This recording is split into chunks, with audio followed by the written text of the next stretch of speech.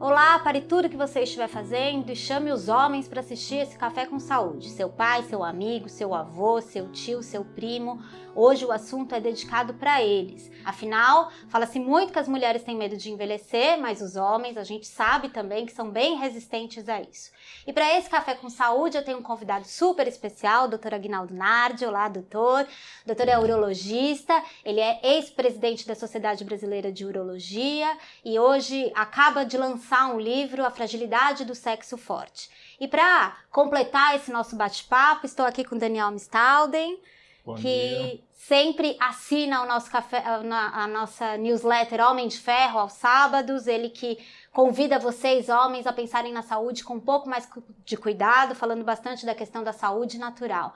A gente está nesse café hoje para falar sobre os homens, para falar sobre a saúde deles. Eu e o Daniel, a gente sempre puxa a orelha dos homens, né, Daniel? Bastante, né? A gente sempre diz que eles precisam ter um pouco mais de cuidado com a própria saúde, mas, doutor, será que também a gente não tem que puxar um pouquinho da orelha das instituições médicas e dos próprios médicos e da própria forma de pensar com saúde, na saúde que repeliu um pouco os homens, né? Será que também não é preciso para que essa nova cultura e essa nova participação dos homens na gestão da saúde também não precise de um movimento das instituições? Obrigada pela presença.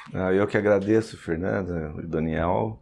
Eu achei muito interessante o Homem de Ferro, é igual a fragilidade do sexo forte, né? Que tem essa dicotomia e é a pura verdade. Nós realmente somos o sexo frágil.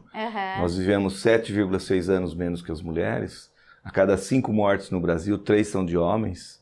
E nessa faixa etária mais jovem, isso aumenta para 4. De cada 5, 4 são de homens, né? Até os 34 anos de idade. Certo. Então veja que é muito interessante todos os programas e toda a comunicação voltada para os homens, não só para puxar a orelha deles, como você mesmo falou, mas para que aumente o conhecimento sobre sua fragilidade e eles possam procurar atendimento. Eu acho também que o Estado brasileiro tem uma culpa enorme nesse assunto também, óbvio. O problema, se a gente se puser em um tripé, seria a cultura do homem latino, não é, que impede da visita ao médico, não é, de não entender e de não aceitar a sua fragilidade, como ele sendo o provedor da família, ele é o indestrutível, aquele que não acontecerá nada com ele. Não tem nem tempo de ficar doente, né? Obviamente que não. E também não vai ficar, nunca vai ficar. E depois a falta de acesso, o problema do acesso. Realmente, a gente vem debatendo esse assunto há muito tempo na Sociedade Brasileira de Urologia, que o Estado brasileiro deveria acolher um pouco mais os homens, seja com horários diferenciados, seja com estruturas mais adequadas para que a gente pudesse atender os homens de uma maneira geral. Houve até uma tentativa de criar o Centro de Saúde do Homem no Brasil, mas isso foi totalmente descartado pelo Ministério da Saúde. Então, realmente eu acho que o Estado brasileiro ainda tem que avançar muito no sentido de acolher o homem brasileiro e participar junto desse processo. E a outra esfera é a sociedade como um todo, que é o outro tripé. Quer dizer, todos nós somos responsáveis pela nossa saúde. Não só o Estado, não só culparmos a cultura ou culparmos o Estado, mas as sociedades, as instituições não governamentais, as sociedades médicas, né, a imprensa, né, todos somos responsáveis pelo crescimento de um país. A empresa, né, doutor? Porque a empresa também. Se a gente pensar na questão da mulher com autocuidado, né, uma vez por ano ou mais do que isso, a gente combina com os nossos chefes, olha, a gente vai precisar sair mais cedo para ir fazer um check-up e tal, e os homens têm mais dificuldade de fazer isso, né, Daniel? O senhor comentou que o povo latino, ele tem essa maneira, essa atitude específica, né? Existe algum país ou alguma região em que o homem se autocuida melhor do que o povo latino, que a gente poderíamos espelhar, por exemplo? Com absoluta certeza, né? A gente podia ver o país que tem o melhor índice de qualidade de saúde do mundo em homens, é o Tirol. Né? O Tirol é o paraíso, né, de saúde dos homens, né? A longevidade é grande e longevidade com qualidade, né? Depois vem os países nórdicos, a Suécia, a Noruega, a Finlândia, onde se cuida da saúde desde a infância. Sim. Porque, e exatamente é o que o livro trata, né, dos problemas que começam na infância e que vão até a velhice. E esse fato de você se cuidar desde o seu nascimento gera uma qualidade de vida muito grande, tanto no adulto como na velhice. O que o senhor elencaria, assim, as três principais diferenças entre o que o povo latino costuma não fazer e o que essas pessoas que são exemplos de saúde masculina fariam? Pelo menos ou com fazem? relação à qualidade de vida, né? Sim, eu acho que basicamente é o sistema de equilíbrio, né? A gente chama isso de capacidade funcional dos indivíduos, das pessoas, né?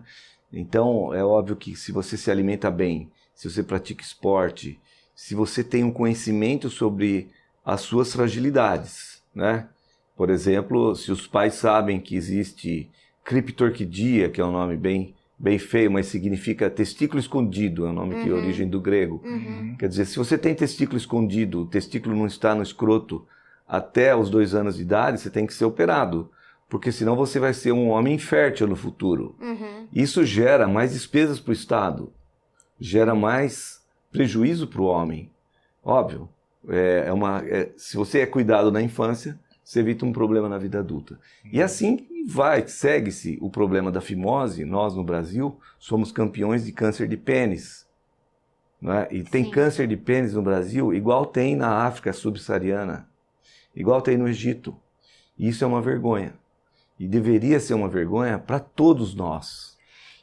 Todos nós, o Estado, inclusive o Estado, né? Nunca me afasto do Estado. E se a gente pensar no câncer de pênis, né, que tem uma questão, e o senhor falou da Suécia aí como um dos exemplos para a gente ter como espelho, né? Na Suécia também tem uma questão que é a licença paternidade um pouco maior, que faz com que os homens também cuidem dos filhos, e isso já passa para os filhos a ideia do autocuidado, né? E o câncer de pênis, e até o senhor disse do testículo escondido, muitas vezes é só a mulher que cuida do filho até determinada fase da vida dele, para depois ele se cuidar ou não se cuidar sozinho, e a mulher não olha para o órgão sexual da criança e não compreende aquilo como um problema, né? Então, como essas coisas estão interligadas, né? Quando você tem uma maior participação do homem no cuidado dos filhos, você também percebe que ele se cuida melhor, e aí também tem a questão do autocuidado, e que isso é gerado em cadeia, né? Todo o sistema passa a funcionar melhor quando isso começa a ser exercido de forma mais equilibrada também, não tem isso, doutor, também? Sim, vejo isso com clareza. Você concluiu a pergunta que o Daniel me fez. Eu acho que a grande diferença entre países desenvolvidos e países não desenvolvidos é exatamente essa. É o ponto cultural e o ponto da estrutura onde vivemos, né, que acaba gerando mais conhecimento, acaba gerando mais prevenção, acaba gerando mais cuidado. E mais noção de responsabilidade, porque esse é um ponto que eu queria trazer para a nossa conversa. A gente percebe com as newsletters do Homem de Ferro, com a interação que a gente tem com os nossos leitores, que tem um momento de virada de mesa, pelo menos no sentido de procurar fazer alguma coisa. E normalmente coincide quando algum problema começa a aparecer com relação à vida sexual, não é isso, Sim, Daniel? Exatamente. Sempre a vida sexual, quando ela começa a ser ameaçada por algum problema, os homens acabam sendo convencidos a procurar ajuda. A questão dos problemas relacionados à vida sexual, né? Se a gente puder falar com relação à impotência, é um problema isolado ou pode ser um reflexo de que o corpo como um todo não está funcionando de forma tão legal assim, doutor? Eu tenho um exemplo muito bom para lhe dizer, que foi um dia que entrou um paciente no meu consultório. Doutor, hoje eu não vim fazer consulta, eu vim só lhe agradecer. Eu acabei de concluir meu pós-operatório, eu tenho 4 pontos de safena. E foi o senhor que me mandou para o cardiologista. E é simples entender isso. A disfunção erétil, ela pode ser um preditor de uma doença cardiovascular. Falando em miúdos, significa o seguinte: a artéria do coração tem um calibre e a artéria do pênis tem um calibre 3 vezes menor que a do coração. Então, se acontecer uma disfunção erétil num indivíduo jovem, de causa não explicada, procure ver se não tem uma aterosclerose que está levando à formação de placas e obstruindo artérias. Ela pode ser um primeiro sinal de um problema maior, né? Exatamente. Quer dizer, ela é um preditor para doença cardiovascular. Então, os homens, se você tem todos os levantamentos da sociedade, demoram 1 ano para procurar um médico depois que começou a ficar impotente ou com disfunção erétil. 1 ano? 1 ano. Então aqui eu falei que é um fator de convencimento, mas mesmo assim dá uma demorada, veja né, que doutor? a importância dessa nossa conversa, né? Quer dizer, essa conversa clara, muito objetiva, com dados objetivos. É importante para a população saber disso, né? E o que essas pessoas, doutor, tentam fazer nesse 1 ano? Antes de procurar um médico, né? O que elas tentam fazer erradamente, né? Porque não é possível que elas estejam fazendo algo correto nesse 1 ano. Olha, primeiro é negar a situação, né? A primeira forma é assim, não, isso não está acontecendo comigo. Mas eu também acho que eu estou tão cansado, acho que é o problema do estresse, esse meu emprego, esse meu chefe, não sei o quê. E no fim, essa minha mulher, né? Sempre. Entendeu? Eu vi uma pesquisa muito cruel para a questão de relacionamento, que o índice de traições, né, entre os inférteis era maior, e acredito que entre os inférteis não, desculpa, entre os impotentes era maior, e acredito que relacionado a isso, né, Então, acontece que as pessoas não sabem que a ereção é um mecanismo que começa no cérebro. E ela é capaz de ser bloqueada a qualquer momento, se você tiver medo, se você tiver apreensão, se você tiver, inclusive, pensando na sua própria ereção. Não é? Então, os homens que vão fazer um teste com uma menina mais nova, para ver se realmente está com disfunção erétil ou não, e uma grande porcentagem dos homens fazem isso, eles acabam não tendo ereção também naquele momento, porque fica até pior do que a tentativa com a própria companheira. Não é? Acaba sendo piora essa relação. E aí o homem começa a entrar em parafuso. E depois disso, dessa fase, onde ele falou, realmente agora eu tenho um problema sério, então aí que ele vai procurar o médico. Mas além dessa negação, complementando a pergunta do Daniel, o que mais que o homem pode fazer? Vai buscar o remédio. Hoje, infelizmente, os remédios no Brasil, fora os antibióticos, veja que beleza esse exemplo do Estado, só para a gente só não falar mal do Estado, né? Até pouco tempo atrás, vendia-se antibióticos na farmácia de qualquer maneira. Hoje não se vende mais. Os remédios para disfunção erétil vende-se, inclusive até com troca da meu receituário. Eu posso escrever um tipo de remédio, e se o indivíduo vai lá na farmácia, o farmacêutico fala para ele, não, mas tem um outro que é mais barato, o senhor quer? É lógico que ele quer. Então, às vezes não segue orientação médica, uso inadequado de medicação, e isso é uma rotina total. O fácil acesso também, né? É dificílimo chegar alguém no consultório médico que tenha um problema de disfunção erétil, que já não tenha tomado um comprimido, seja o Viagra, Cialis, Levitra, Dejavu e qualquer outro tipo. É muito difícil. São raros os pacientes que chegam lá simplesmente, não tomei nada ainda. O que o senhor me indica, né? O que eu posso fazer? O que eu devo fazer, porque na verdade foi como aquele que sofreu 4 pontos safenas. Muitas vezes ele pode estar tendo um problema cardiovascular severo com impotência, cujo único sintoma é a disfunção erétil, é a ausência de ereção. Doutor, e suponha que essas pessoas já necessitem do medicamento, elas estão numa fase que o uso do medicamento é necessário. Existe alguma maneira de reverter essa situação? Essas pessoas podem mudar hábitos de vida, por exemplo, que vão levar ela a uma condição mais saudável, que vai diminuir ou até mesmo cancelar a necessidade do uso do medicamento? Sim, existem muitos casos. Eu vou citar o que a gente chama hoje de síndrome metabólica. A síndrome metabólica é um conjunto de sintomas que inclui triglicérides elevado, colesterol elevado, hipertensão arterial, diabetes tipo 2 e a barriga maior do que 94 centímetros. Podemos encolher a nossa, né, Daniel? A minha com certeza já passou. Mas que você já tem um porte atlético mais forte do que o meu. Mas enfim, essa síndrome metabólica ela está muito ligada com a disfunção erétil e com a deficiência hormonal do homem, que é a testosterona também. Então, muitas vezes, quando você corrige os problemas da síndrome metabólica, corrige os problemas da dislipidemia, né, que é o colesterol elevado, o triglicérides elevado, Corrige a vida sedentária que o paciente está levando. O paciente emagrece. O paciente volta a ter uma condição cardiovascular muito melhor do que ele tinha anteriormente. Então, esse paciente, muitas vezes, repõe o hormônio que estava alterado. Uhum. Esse paciente, muitas vezes, nem vai tomar medicação para a função erétil, né? Que é o que ele faria na farmácia, só lá no comecinho. Dá um comprimidinho de Viagra, assim, e toma um remedinho. Achando que é uma fórmula mágica, né? Exatamente. E para toda essa questão da síndrome metabólica, por exemplo, a gente tem a dieta mediterrânea, né? A alimentação mediterrânea, que ela oferece um caminho de possibilidades imenso, né? Para homens, para mulheres e para a questão cardiovascular. Mas as pessoas falam, nossa, como é difícil fazer a dieta mediterrânea, mas acham fácil comprar um medicamento, né, doutor? Infelizmente não é assim que funciona, né? Eu acho que essa questão de fórmula mágica é uma das coisas que a gente fala bastante na Jolivie e fica a mensagem para você que está em casa, né?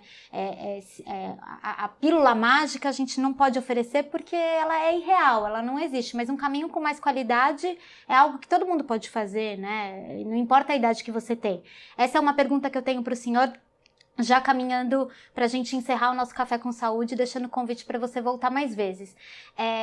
Independentemente da idade do paciente, porque eu escuto bastante dos homens mais velhos e o Daniel também. Se você chegou com seus 60 e poucos anos e até agora você não fez muita coisa para a sua saúde, é possível começar aos 65 anos, doutor? Os resultados são bons? O que a gente pode falar para quem já está nessa faixa etária? Na verdade, 60 anos é um jovem. Essa idade, a expectativa de vida hoje ao nascer no Brasil é de 74 anos. Mas quem chega aos 70 tem mais 14 anos de expectativa de vida. Então, ou seja, ou você pode envelhecer com saúde, ou você pode envelhecer muito ruim, porque você não vai morrer. Não é? Era melhor morrer. Não é? As pessoas ficam com medo da morte, não é o que vai acontecer. Você vai viver muito mal. Então, mesmo aos 60 anos, mesmo aos 65, mesmo aos 70... ainda há muito tempo eu costumo dizer, você ainda é uma criança, está na adolescência, vamos logo, vamos correr atrás do que a gente deve fazer. Independente do tempo, né? Imagino eu que qualquer atitude positiva vai ajudar, independente da idade, né? Com certeza. E acho que essa idade, acima dos 65, 70, é a idade que a pessoa sonhou a vida inteira em aproveitar, né? Junto do cônjuge, viajar, curtir os netos. E chegar a um ponto desse sem saúde, né, ou debilitado, mesmo bem financeiramente, mas não bem em termos de saúde, acho que não é o objetivo de ninguém. Eu chamo no livro de o pôr do sol, né? E o pôr do sol é a nossa maravilha, é onde a gente curte a natureza, curte a mudança rápida, né? Contempla. E essa fase da vida é que é a fase que deve ser a melhor fase da vida, né? Com certeza. Desde que a gente tenha saúde. Então vocês, meninões de 60 a 65 anos, o momento pode ser esse, o momento pode ser agora, né, Daniel? Só assinar as nossas newsletters, Homem de Ferro todo sábado para você, o Daniel se preocupa, faz as investigações, a gente tem opiniões dos nossos consultores e a colaboração de médicos tão importantes como o Dr. Nardi. Obrigada por estar aqui. Vou só mostrar o livro aqui, ó. Né? Pegou, Renzo? Então tá bom. Gente, obrigada por mais esse Café com Saúde. Não deixe de ver as nossas redes sociais, deixar o seu e-mail, receber nossas newsletters. Temos um relatório muito bacana sendo preparado, né, Daniel? Um relatório sobre a saúde prostática, que em breve estará disponível para vocês aí na internet e nos meios de comunicação da Jolivie. Obrigado. Obrigada, e até a doutor. próxima. Obrigada, gente. Até mais. Obrigado. Tchau, tchau.